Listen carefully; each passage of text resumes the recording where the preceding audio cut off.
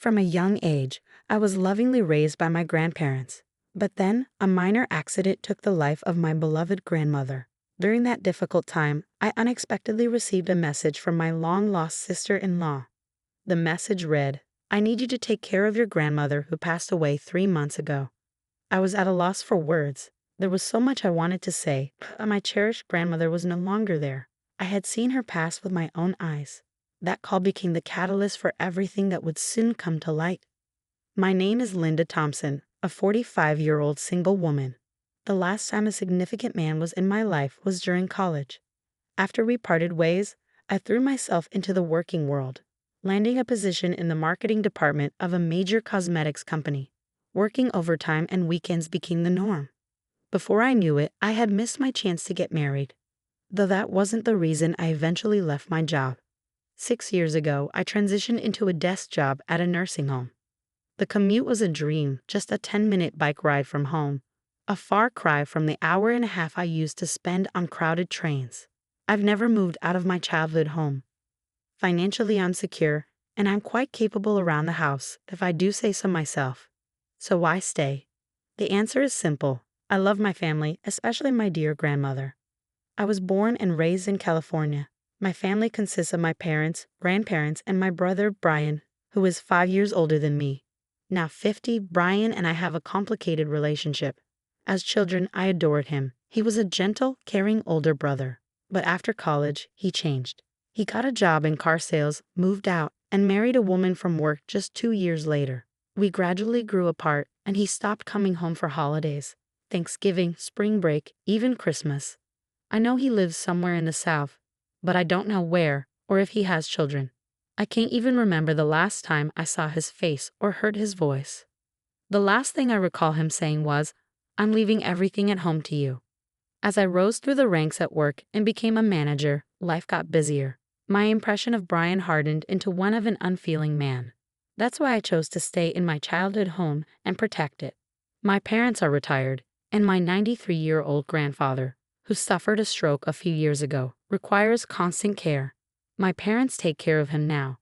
And then there's my grandmother, Betty Thompson, aged 92, the woman I adored most in the world. My grandparents raised me when both my parents were working, and Grandma Betty, in particular, taught me everything I needed to know about life. Though she couldn't get out much in recent years, she was still lively, walking around the house on her own. That's why I decided to work at a nursing home, so I could be close to her if anything happened. One day, as I was getting ready to leave for work, Grandma Betty called out to me, "You forgot something." I didn't forget anything, I replied, but she handed me a few black licorice candies. "Here, take these." I smiled. Licorice had always been a favorite of ours. I tucked them into my suit pocket and left the house with a smile. Then tragedy struck, sudden and devastating. Grandma Betty had a severe accident. According to my father, after hanging laundry on the balcony as usual, she missed a step on the stairs and fell. We had always warned her about the stairs, telling her to leave the laundry to Mom and Dad, but Grandma Betty was as stubborn as I am. She believed in doing what she could on her own. It was an unfortunate accident, something we always feared. After suffering complex fractures in her femur and pelvis, she never made it home from the hospital. 4 months later, she passed away due to old age. I was heartbroken. I cried until I could cry no more. But I'm an adult now, and as the breadwinner of this household, I don't have the luxury of wallowing in sorrow. I had to handle everything: funeral arrangements, cremation, interment. Grandma Betty was originally from the Midwest, and with no close relatives to contact, we decided in a family meeting to have a small funeral with just close family members. We had to invite my brother and his wife, and I assumed they'd come without hesitation. But I was wrong. I couldn't reach them by phone or WhatsApp. I even sent an email, but there was no reply. As a last resort, I sent a text message, and the reply came on the day of the cremation. "I'm very busy overseas for work. Sorry, but I can't make it. I'll send the money later." I didn't care about the money. When I saw that message, I found myself speaking out loud without meaning to. Could his job really be so important that he couldn't find the time to say goodbye to the grandmother who adored us so much? It was hard to accept. At the funeral, we placed flowers in Grandma's casket, her makeup impeccably done, making her look as if she were peacefully sleeping. We included a photo of Grandpa and her favorite black licorice candy. While doing this, something shifted in my perception of my brother. From that moment, I started to despise him. Since then, the seasons have changed and it's now winter. For me, it doesn't matter whether it's spring, summer, autumn, or winter. I don't care if it's always winter or always summer. I've even considered quitting my job, but Grandpa is still alive and my parents will need care at some point too. I still need to earn a lot for that. With these thoughts, I mechanically got through my work, my heart filled with emptiness. Then, during a lunch break on a weekday, I received a call from an unexpected person. If the number hadn't been registered, I wouldn't have answered. My smartphone displayed the name Heather Thompson. She's my brother's wife, making her my sister-in-law. The only time we ever talked was briefly after their wedding. And that's all I remember. Why would she be calling now? I considered ignoring it, but the ringing wouldn't stop. Finally, I sighed and decided to answer. Yes, this is Linda. Sorry to disturb you at work. This is Heather, Brian's wife. It's been a while. Heather started, her tone apologetic. Despite being in a higher position and older than me, she always maintained a humble attitude. When she suddenly decided to marry my brother, she made sure to greet my parents and me, even on behalf of my brother. To put it simply, she's a good person. That's why I couldn't understand why she would contact me now. It's okay. Do you need something? I tried my best not to sound cold as I asked. It's hard for me to bring this up. Heather hesitated before continuing. It's about Betty, your grandmother. What happened to my grandmother? I asked, my voice barely above a whisper. We've been taking care of her on my husband's orders, but it's already been over a month. Could you possibly come to pick her up? What? I couldn't comprehend what Heather was saying. So you're saying you've been taking care of my grandmother Betty, who died 3 months ago? Yes, we've been taking care of Betty at our. Wait, she died 3 months ago? Heather's voice was genuinely surprised. Why don't we calm down a bit?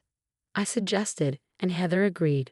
A few minutes later, after regaining my composure, I carefully explained to Heather how my grandmother had passed away. In contrast, Heather's response was utterly perplexing. She claimed that she and Brian had been told to take care of my grandmother until arrangements were made at her home, and that they had been living together with her. There were only two possible conclusions. Either we were both not lying, or my brother Brian was. I had anticipated this to some extent, wondering why anyone would tell such a blatant lie that would be exposed so quickly. But now, there were things I needed to do before confronting him. I wanted to get in touch with Brian right away, but he was basically unreachable. I told Heather, I've never used my husband's cell phone either. He won't let me, she continued. However, I think I could talk to him on my cell phone while he's at home. He's been working remotely more often lately. I think if I ask, he'd probably agree to a video call. There's certainly power in face-to-face persuasion. But there was a problem. I wasn't even sure where they were living anymore. We've been living in Nye City, California, for over 10 years, so it's easy for us to visit your place, Linda, Heather said. We agreed to talk to Brian on Heather's cell phone that night and ended the call. As I hung up, mixed feelings swirled inside me. I-City was just the next town over, and the idea that Brian expected me to care for some stranger's elderly relative just a few months after Grandma passed away filled me with repugnance. That evening, at the agreed time of 8 p.m., I called Brian using Heather's cell phone. By the way, Heather was also in the room with me at home. Despite my constant attempts to contact him in the past, Brian answered Heather's cell phone after just 3 rings. I made sure Heather could hear the conversation by putting it on speaker. Heather, where are you right now? You haven't even prepared dinner, Brian demanded in an imposing, arrogant tone. He was no longer the brother I knew. It's me, Brian, I declared firmly. Huh? He was clearly confused, and I waited for him to find his words. That's Linda, isn't it? Why, where's Heather? He stammered. I'm here, Heather responded, her tone steady. You? Why are you with Linda? Brian's voice wavered. Did you tell Linda about that matter? He asked, trying to regain control of the conversation. Yes, I did, Heather replied calmly. I told you it was too early to talk about it. Brian's frustration was evident. Ignoring his outburst, I pressed on. Heather mentioned that you've been working remotely lately. Why don't we talk face-to-face using a video call app? I'll send you the ID and password. If you refuse, I'll take Linda and go back home, Heather added, providing backup. Fine, Brian grudgingly agreed, his tone reluctant. I sent the login details using Heather's smartphone, and we waited. When Brian's face finally appeared on the screen, I noticed he looked slightly heavier than the last time I saw him. But it was undoubtedly my brother. So, what's so important that we have to face each other to talk about? I'm busy, Brian tried to play dumb, and it made my blood boil. Isn't it obvious? It's about our grandmother, I said, my voice sharp. What do you mean by saying we should take in our grandmother who died 3 months ago? I asked, my frustration barely contained. To my surprise, Brian replied calmly, you must be misunderstanding something. Our grandmother isn't dead. I'm taking care of her at my place. It was you, Linda, who asked for this, wasn't it? What? I was at a loss for words. Was he really so afraid of Heather finding out the truth? Could my brother really stoop this low? I sent you a text message, I said, my voice trembling with tears. I don't remember, Brian responded flatly. Grandma's here with me right now. Do you want me to bring her here? Yes, I do, I insisted, trying to maintain control of my emotions. Brian left his seat and returned a few minutes later with an old woman in a wheelchair. Say hello, Grandma. Linda, it's been a while. I'm Betty, the old woman spoke in a halting voice. I just wanted him to stop this farce. The woman on the screen looked nothing like our beloved grandmother. For one thing, my grandmother would never call me Linda. As you age, your appearance changes. She's been showing signs of dementia recently, so it can't be helped that her memories of you are vague, Brian said, determined to deny everything. So you won't acknowledge the death certificate submitted by the district office? I asked, incredulous. Of course not. Documents can be forged these days, he smirked. I was prepared for this. Just wait, Brian. I'll show you some evidence too. Leaving a perplexed Brian behind, I exited the room. A few minutes later, I returned with my evidence. Well, isn't it, Brian? Long time no see, you ungrateful one. Grandpa. Brian's eyes widened in shock. You were supposed to be bedridden. At one point, I was prepared to die. Even now, I can't go to the bathroom on my own. But my brain's still in good shape, Grandpa continued. I've heard all about it from Linda. Are you saying that the woman next to you is my wife, Betty? Nonsense. Betty was much more beautiful. Cornered, Brian hung up, likely trying to log out of the video call. Heather, who had remained silent until now, spoke up. Are you running away, Brian? Going to Catherine's place. Brian's face turned pale, visible even through the computer screen.